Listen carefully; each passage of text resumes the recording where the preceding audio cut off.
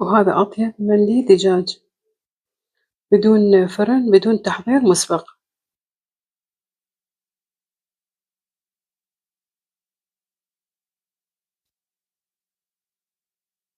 وشوف الدجاج شلون مستوي، يعني ما أقدر ألزمها بإيديا، والنكهة والطعم مالته يعني ما أقولكم شنو، ما ينوصف.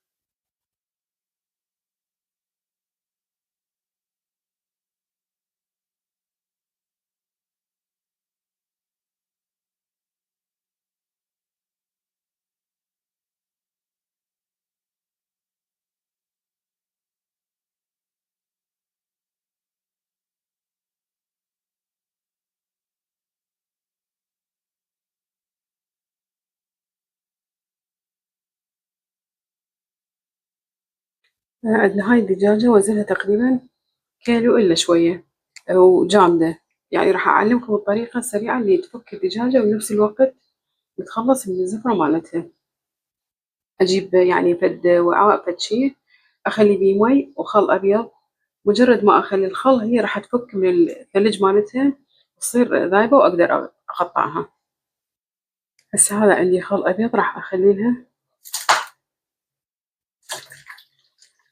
يعني 10 دقايق ربع ساعة راح تفك، وأغمرها بالمي.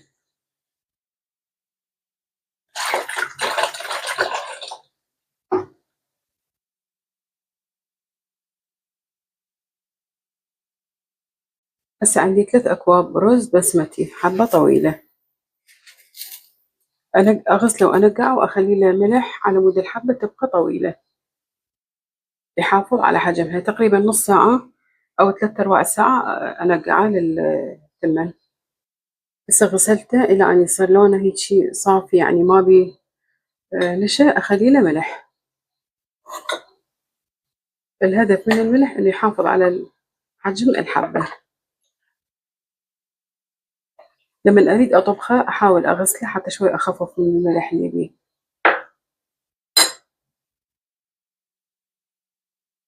هسه صار الوقت 10 دقايق ربع ساعة، يعني فكت الدجاجة وأقدر أقطعها. وهي أفضل طريقة حتى يعني الدجاجة الجامدة كلش ومستعجلين تفك وتصير يعني ذايبة. هسه أبدي أقطعها.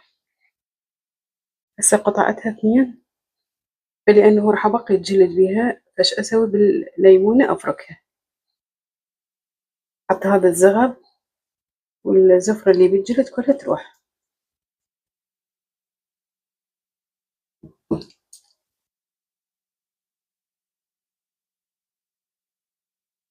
هسه غسلتها وبالليمون فركتها، لأنه الجلد راح يبقى بيها، وحتى الزغب وهاي الأمور كلها تنظف كلش. هسه خليتها الدجاجة بالجدر وأخلي مي عليها، كمية المي اللي خليتها بمستوى الدجاج، وأريد نسبة السواء مالتها تقريبا 80%، يعني ما أريدها تكتمل السواء لأن أكو بعد تتبيلة وراها. البهارات اللي أحتاجها للدجاج عندنا هذا كركم ما مطحون، ورق الغار، يانسون، نجمة، قرفة، دارسين، وفلفل أسود هيل، ومسمار عندنا قرنفل. فراح أتركها بصندوق الوصف. هي هذه تنطي طعم طيب للدجاج، والمي مالت الدجاج راح أسوي بيه التمن، أطبق بيه التمن.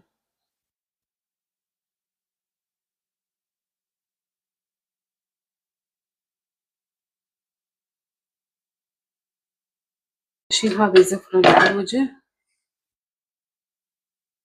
وهذا المصفي.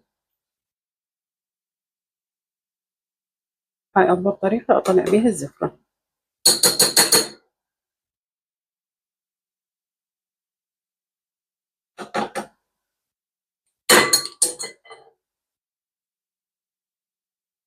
بعد أن وخرت كل الزفرة اللي طلعت على الوجه أخلي البهارات،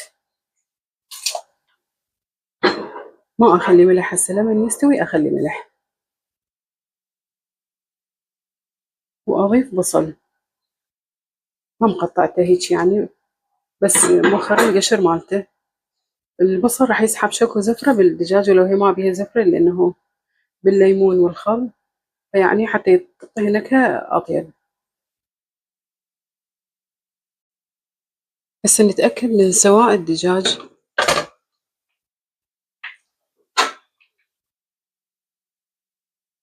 مستوي هسه الدجاج، يعني مو 100%، لأن بعد وراء نخلي له التتبيلة. هسه أضيف له الملح.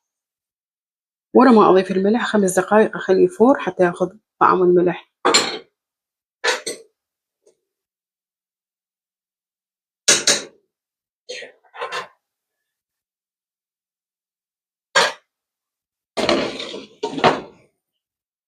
سأبدي أحضر التمن أطبخه. أول شي أغسله لأنه خليت له ملح، أصفيه وأغسله. هذا هسه غسلته وصفيته. عندي هنا حبة بصل فرم ناعم، خليت هنا زيت الطبخ. ضفت البصل هسه أقلبه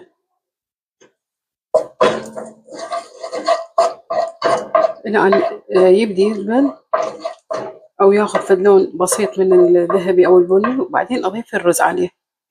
التمن أضيفه عليه. الخاصة بالمندي، هذا اللون الأحمر اللي تنطيه، وهذا اللون الثاني الأورنج البرتقالي. راح أذوبه بمي الدجاج، وأستخدمه للدجاج وأستخدمه للرز للتمن. هذا عندي مي الدجاج، هسه راح أذوب بيه اللون الأحمر واللون الثاني.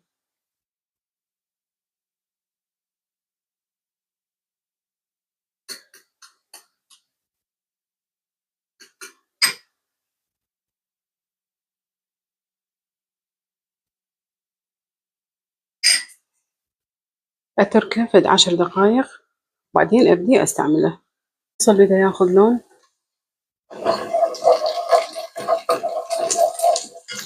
أضيف التمن عليه وأحمسه.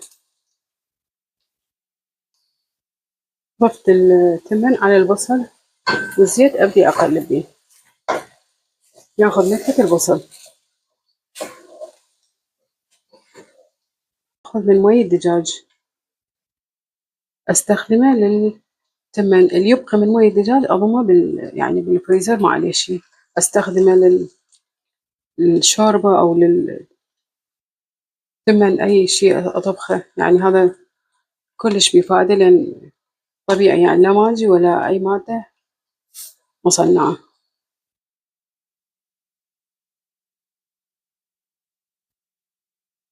ضفت مي الدجاج بمستوى التمن. أشوفه بعدين إذا يحتاج أضيف له، حتى أحافظ على الحباية مالته تبقى يعني بطولها، ما تتكسر أو تصير تنمرد.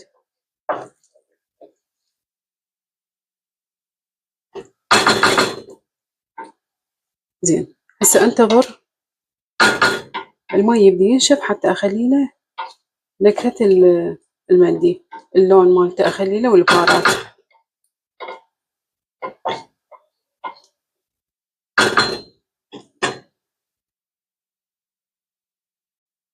هسه بعد أن نشف المي أضيف اللون والنكهة المندي.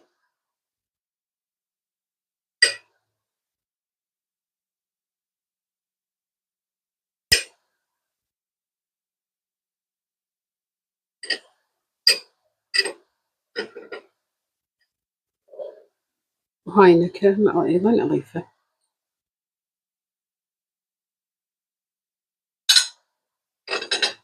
أتركه على نار جدا قليلة حتى يتهدر، وبعدين أبدي أقلب، راح ياخذ كل اللون. أغطيه هسه وأخلي حديدة جوا، أو أقل نار عندي أخلي عليه. هسه بنفس الجدر اللي طبخت بيه الدجاج غسلته، وراح أبدي أتبل الدجاج اللي مستوي، يعني 3/4 سواء. هسه أخليه زيت الطبخ، وأخلي نكهة المندي واللون.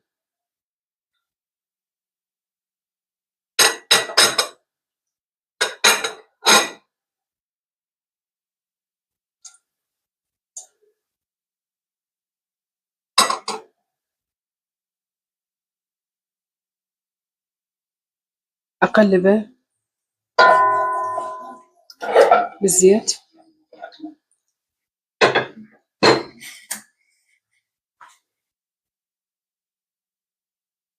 أضيف الدجاج إلى الزيت واللون مالت المندي.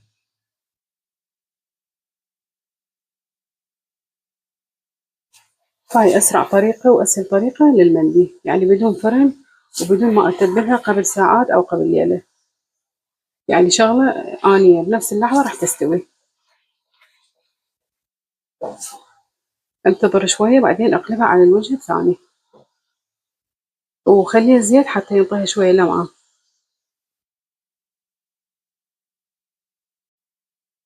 هسه أضيف تقريبا نصف كوب من مرق الدجاج إلى الدجاج. هذا راح أضيف المي حتى يكمل السواء مالته.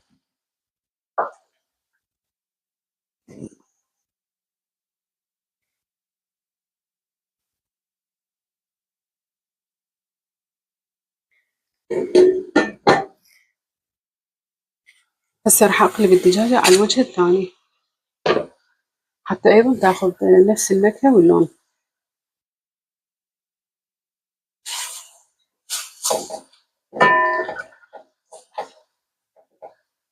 أحاول أحافظ على شكلها.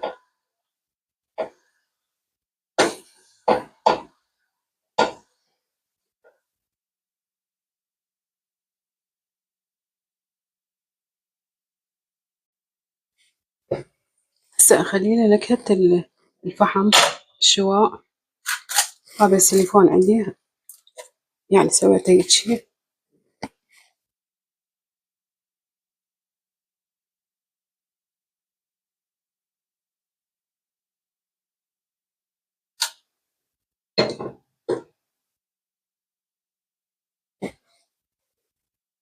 أخلي له قليل من الزيت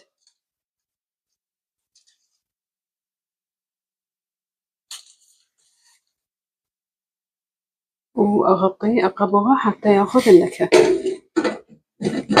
نفس الشي بالرز أيضا أخليه نفس الطريقة، أتركه في دقيقتين 3.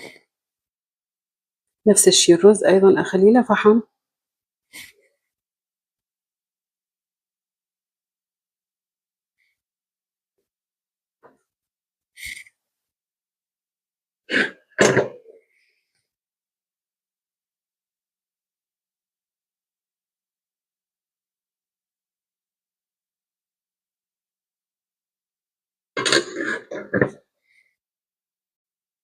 هسه أبدي أقلبه للتمن حتى ياخذ توزع اللون مالته وأتأكد إنه الحباية مالته مستوية ولا لا.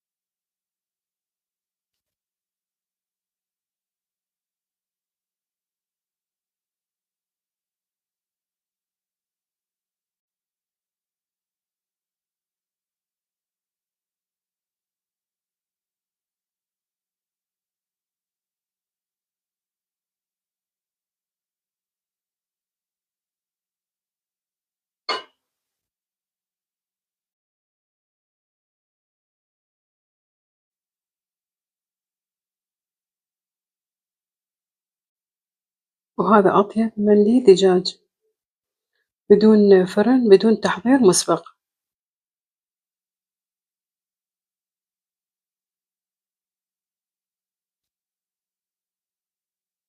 وشوف الدجاج شلون مستوي، يعني ما أقدر ألزمها بدية.